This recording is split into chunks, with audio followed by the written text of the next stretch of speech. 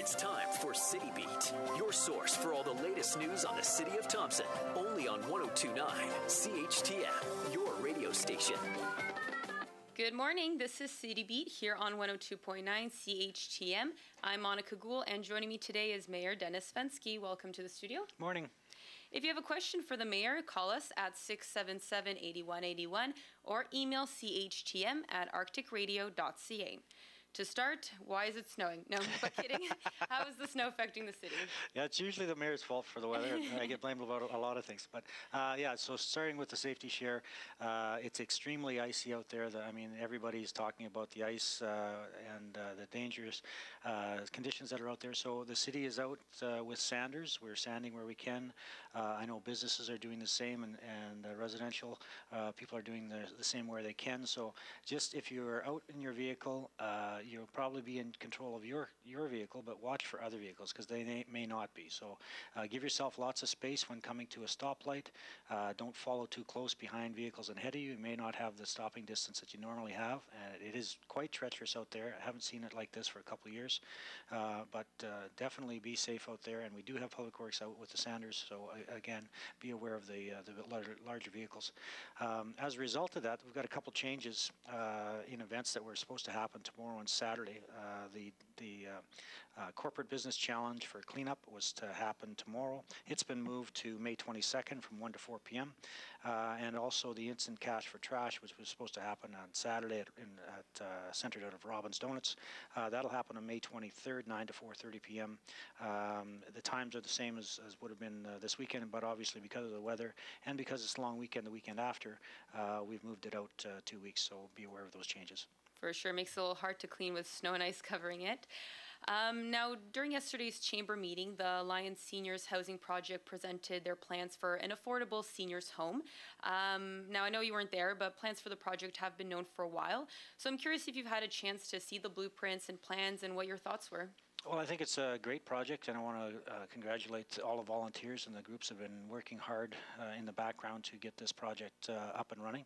And so it's a welcome addition to our community. And we were just talking previously to show how the age of this community, and we are having seniors remain in our community in their retirement ages, and they want to downsize, and this is a perfect opportunity. I haven't seen the actual blueprint itself, but I believe there's 24 to 30 some units in place, and it will be a welcome addition to the city. Right. Now, I know the city did donate a piece of land towards the project. Are there other ways that the city is planning to sort of help contribute to the project? Probably in most developments, there'll be some gift in kind in regards to the infrastructure that goes in.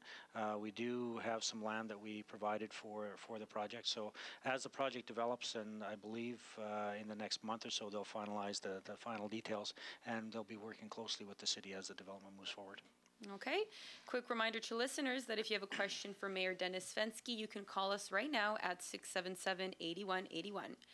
The provincial budget was released last week. Have you had a chance to look into it, and what were your thoughts if you did? Overall, I think it's a decent budget in the sense that it's a conservative type budget in this from a spending perspective. We are still growing the economy and keeping things moving from that perspective.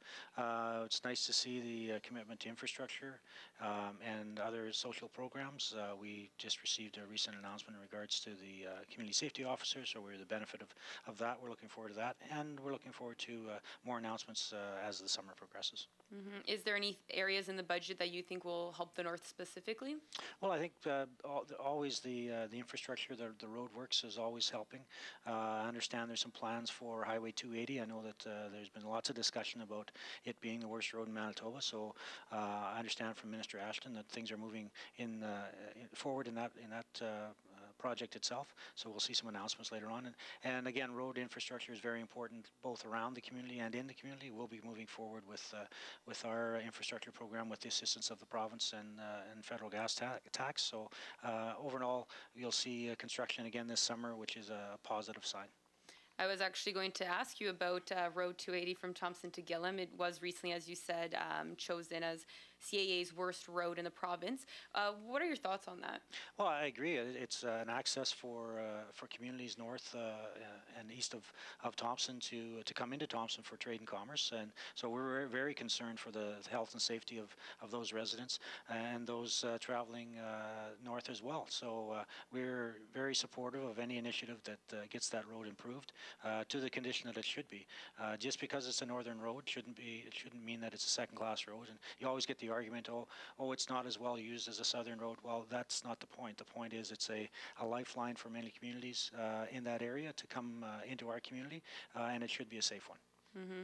And as you mentioned, Steve Ashton, he has some sort of plans to kind of make the road better. Is this a discussion that's taking place between the city and the province, working towards making that road improved, I guess? The city isn't involved because it's outside our jurisdiction, but my understanding is that Manitoba Hydro, the province of Manitoba, are in discussions with the improvements as well as the local band as well. So as I said, things are moving along there. From the city's perspective, we have really no involvement other than to advocate for the improvements of those roads. Okay. The city recently made a $40,000 contribution to the Burnwood Curling Club towards a new ice plant. Can you tell us a bit about why council made this contribution?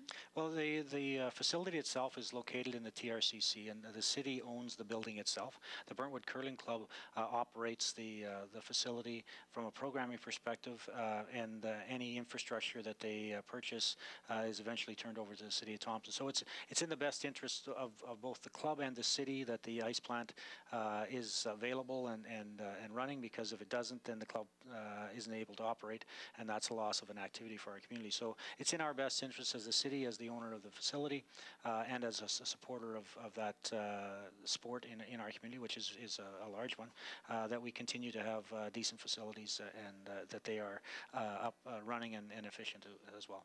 Will this bring them up to the amount that they needed to fix or replace the ice plant? Yes, we've struck a deal with them in regards to, we will contribute the $40,000 as you mentioned. I understand they also have a grant from Community Places from provincial funding, and they also are doing fundraising on their own. So we will, similar to the deal that we made with Nickel Days and Rotary Park, is that we will front the money for them and they will pay us back over a period of time, which is a win-win for everybody in the sense that they get the project completed early and can utilize the ice plant, and it's at no cost to the city of Thompson other than the $40,000 that we contributed through the tax base. Okay, and as you mentioned Nickel Days, Council also declared Nickel Days as a community event for the city. Now the event is next month. Do you know what's planned for the weekend? It's usually a busy weekend. It's our biggest fair festival of the summer, and so the Nickel Days Committee is working strong in the background, solidifying the programming. I believe it's Tom Cochran that's coming as the lead group for the Saturday evening event. So again, it'll be a large event, and I think the numbers that they throw around is between the walk-through traffic is around 10,000 people. So from the surrounding area and the local community, it's always a big weekend, so we look forward to seeing that. Great. Now, before we wrap up, anything you'd like to mention? Well, I just want to make sure that everybody's aware that it's Mental Health Week this week, May 4th to May 8th. And also there's a special day on Sunday for everyone involved, Mother's Day. So make sure you get your cards and your flowers and make that day special for all mothers out there. It's a fair warning for people in case they didn't know.